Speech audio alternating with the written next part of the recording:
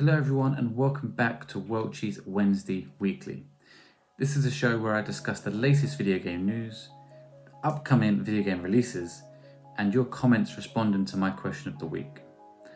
If you enjoy this show, please do be sure to leave it a like, leave a comment on what you enjoyed or didn't enjoy, and subscribe to see our future episodes. Without further ado, let's get into the video game news. First off, we've got Call of Duty Vanguard, which is due to be revealed during a live event on Warzone on August the 19th.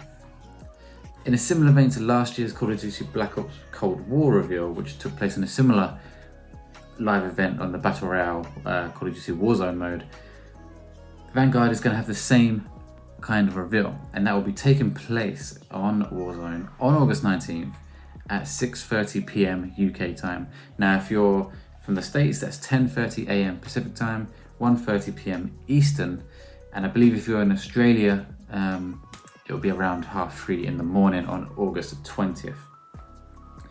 Now, Call of Duty Vanguard has been kind of teased throughout the last week or so, and despite the game the reveal happening in a couple of days, Warzone has in fact been teasing it already. In the way of a featured short teaser where a mysterious sniper pops up during the Battle Royale victory screen, if you're lucky enough to get one of them, and ruthlessly eliminating one of the members of the winning team. So they've been teasing it all week. The full reveal is coming Thursday 19th. This is coming within a turbulent time for Activision Blizzard, who are subject to a lawsuit alleging a toxic work culture and sexual harassment within the company. So it's been a rough few weeks for Activision, deservedly so. The reports with the sexual harassment and the toxic work culture is really quite worrying, and there's going to be a lot of people boycotting. It won't be enough to dent what happened, like sales and stuff, but a lot of boycotts will be interesting what happens with this game this year. But if you are interested in Call of Duty Vanguard, then you can check out the reveal by playing Warzone on August the 19th. In much more exciting news, Grand Theft Auto Remastered Trilogy is in the works, and it's also going to be coming to the Nintendo Switch. Now, it's first off important to note that this is a report which is, it's not rumours, it's been based on heavy evidence from respectable sources. But nothing's been officially revealed, so it's not an official announcement. However, it's looking highly likely that this is going to happen. A new report has claimed that Grand Theft Auto Remastered Trilogy is on the way for multiple platforms, including the Nintendo Switch, and it's reportedly due to come out this fall. The news comes by way of Kotaku, who reported that it's learned from sources that Rockstar Games is remastering Grand Theft Auto 3, Grand Theft Auto Vice City, and Grand Theft Auto San Andreas, and that each game will be remastered in Unreal Engine. They'll feature a mix of new and old graphics, the report reads. According to the report, Rockstar's Scottish branch, Rockstar Dundee, is leading the project and also working with the wider Rockstar company to develop the PlayStation 5 and Xbox Series X/S ports of GTA 5 scheduled for later this year. These rumours have been around for a few years now, and they've just gained more traction since Rockstar have begun using DMCA to take down fan remasters of the game. One of Kotaku's sources told the publication that they saw footage of the remasters running and that the graphics reminded them of a heavily modded version of a classic GTA game. The UI is being remastered for each game too, although the classic style and design of each will remain the same. According to Kotaku, these titles are hoping to stay true to the PS2 era GTA games as much as possible. Now, this is really exciting news. Personally, I was a bit too young to play those games at the time. I played a little bit of Vice City, so I am really looking forward to this. If this is going to be true, it should tide us over, like I say between GTA 5 and 6, it's been way too long anyway, but with GTA 6 probably still a few years away, this could be a nice little way to bridge that gap and that need for GTA that we all seem to be having at the moment. So yeah, if you're excited about this, you could be getting it this fall.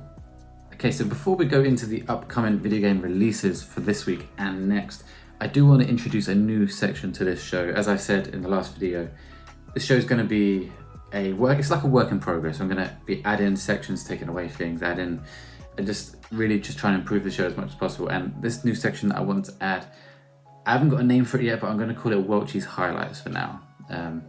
It could be renamed. But what I want to do is highlight a couple of games that I've been playing that I want to discuss because of how good they are and how much fun I've been having on these games. And these games, one of them is from last week's episode where I discussed upcoming releases, and that was Hades. Hades came out last week on Friday, and I've been playing it, and it is a hell of a lot of fun. No pun intended, being the underworld. Hades is just such a great game. It's one of those games where I've heard such great things and never really dabbled into it because it was on the Switch, and I wasn't playing my Switch at the time because since working from home and whatnot, but that's another story. So I haven't jumped into it, and then when it was announced it was coming to Game Pass, I was super excited to give it a try, and my God, it's just as good, if not even better than I thought it was going to be, and from what people have been saying. It's so much fun. You're seeing my gameplay here.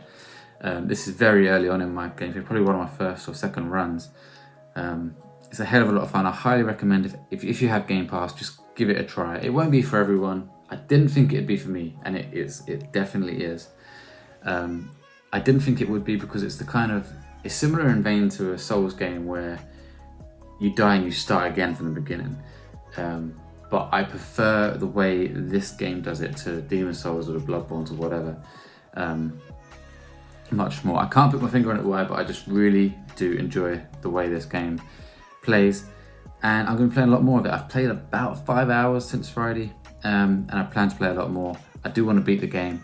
I've taken down 2 bosses, I think Megara and the Hydra, for those of you that have played the game, and I got to the ball, and the ball took me out.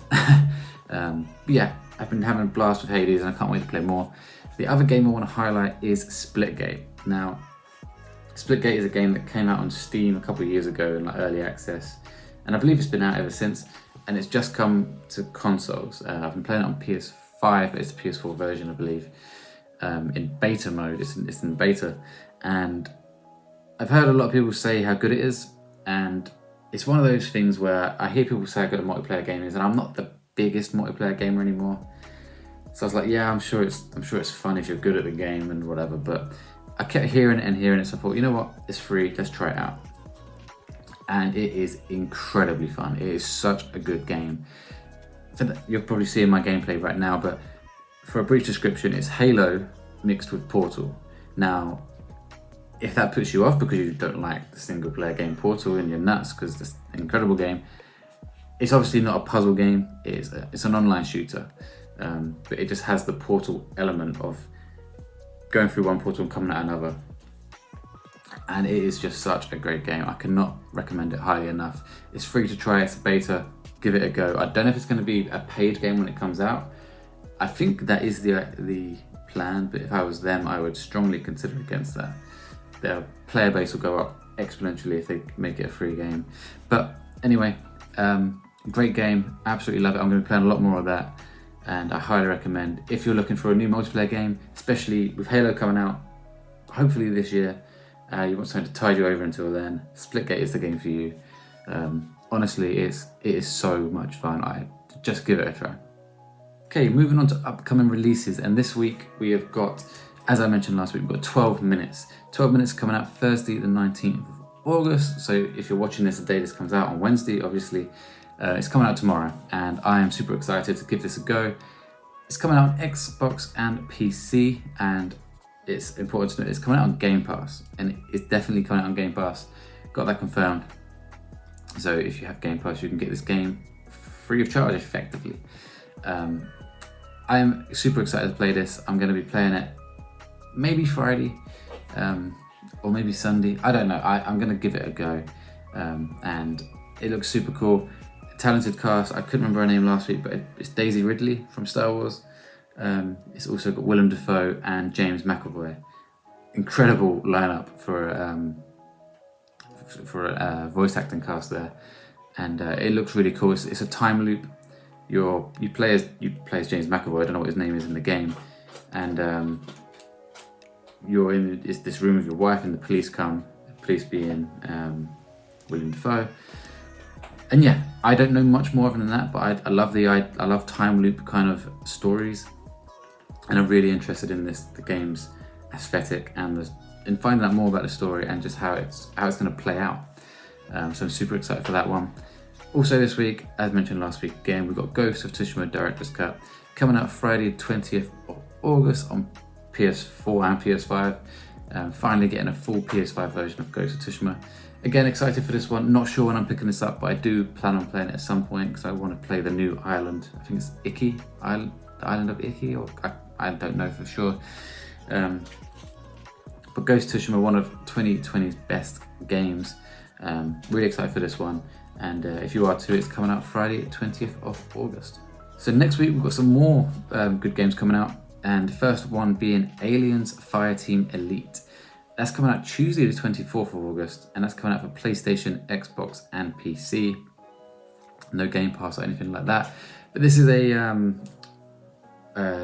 like a co-op shooter. I don't think it's PvP. Don't quote me on that. It might be, but it's got the Left 4 Dead kind of vibe going on, where it's 4 people against a horde of aliens rather than zombies. It looks cool. It's basically the same as what Back 4 Blood is going to be. There seems to be a lot of those games kind of floating about at the moment. But it looks cool. It's good that it's been put in the Alien universe. So it's something I'm going to keep an eye on. I won't be picking it up day one. But if it's what you're seeing on the gameplay here interests you, or if you're looking for this kind of game, then this game's coming out 24th of August. Finally, next week, Wednesday the 25th of August, Psychonauts 2 will be launching on PS4, Xbox One, and PC. Important to note that this one is coming out on Game Pass for Xbox and PC. So I will be picking this one up on Game Pass. I'll be giving this one a go. I have no experience with the first Psychonauts game. I know it's a PS2 game, I think. It might be PS1, I'm pretty sure it's PS2 though. It looks kind of cool. It's not been one that I'm super excited for. It's not one I'm going to be waiting to download and instantly jump into it, but I'm definitely going to give it a try. It's kind of like Xbox's answer to Ratchet and Clank. It's not, but it is. It's like their platformer. It's going to be exclusive to Xbox from here out. I think they'd already had the deal for it to come out on PlayStation before Xbox bought Double Fine. But if Psychonauts, the series continues, it's going to be Xbox exclusive. As Xbox own Double Fine. It looks really cool, and I'm going to give it a go. And if you are, then it's coming out to Game Pass on 25th of August or PS4. Okay, moving on to question of the week. And before we get on to the new question, I want to go through last week's question of the week. So last week I asked, what is the most anticipated game for you for the remainder of 2021? And I got one good comment from Scott. And as you can see on the screen here, Scott has said that he is looking forward to the next game in the Dark Pictures Anthology series. So we had Man of Medan and Little Hope. I can't actually remember the name of the next one, but it's a good one because those games are loved by quite a few people. Obviously made by the team that made Until Dawn and the ones I just said, Man of Medan and Little Hope. Great shout, Scott. I think that's going to come out roughly October. Thanks for the comment, and yeah, anyone else that wants to respond, please do. You can still respond to last week's question, but moving on to this week's question of the week, I want to know, what is your game of the year for 2021 so far? Now, mine is Resident Evil Village, without a shadow of a doubt. To be fair, I've not played every game that's come out this year. I haven't played that many. Just on the top of my head, I've played Resident Evil Village, Ratchet and Clank Rift Apart. I've touched The Ascent, a little bit of The Ascent. Hades doesn't count because that technically came out last year for other consoles and platforms. Splitgate again probably wouldn't count. There's definitely some others I've played I can't think of off the top of my head. But anyway, there's still a lot of games to go, but as of right now, my game of the year is Resident Evil Village. Had such a good time on that game. My Let's Play of that is up on this channel. If you want to go and watch that, I streamed the whole thing on YouTube. And yeah, it was just it just felt like it was such on an epic scale. It was like Resident Evil 7, but on an epic scale. The boss fights were great. Obviously, Lady Dimitrescu was a highlight of the game. The story was great. I loved it. The gameplay was great. I've been playing it again. I've been trying to get the trophies. I'm going to go for the platinum. Definitely my game of the year so far. Ratchet & Clank was close behind it, but not quite as good as Resident Evil Village. But I want to know what your game of the year is, guys. Please do let me know in the comments of this video. And next week I will discuss them. Is it Resident Evil Village? Is it Ratchet & Clank? Is it something else? Is it Hitman 3? Trying to think of other games that have come out this year. Let me know what it is, and we'll discuss them next week. Okay, that's going to do it for this week's episode, guys. Thank you so much for watching Welchys Wednesday Weekly. I hope you enjoyed it. If you did, please do leave a like. It helps us out a lot. Also, leave a comment, as we've just gone on about. Leave a comment about your game of the year so far. But also leave a comment about what you thought of this episode, or what you think of the show in general, what I can do to improve it, any changes I can make, anything you like that you want me to keep, anything like that. It really helps out a lot. And if you do want to see more of this, please do subscribe to the channel, and you'll be notified each week when these videos go up. Thanks for watching, everyone. I hope you enjoyed the video, and I'll see you next time.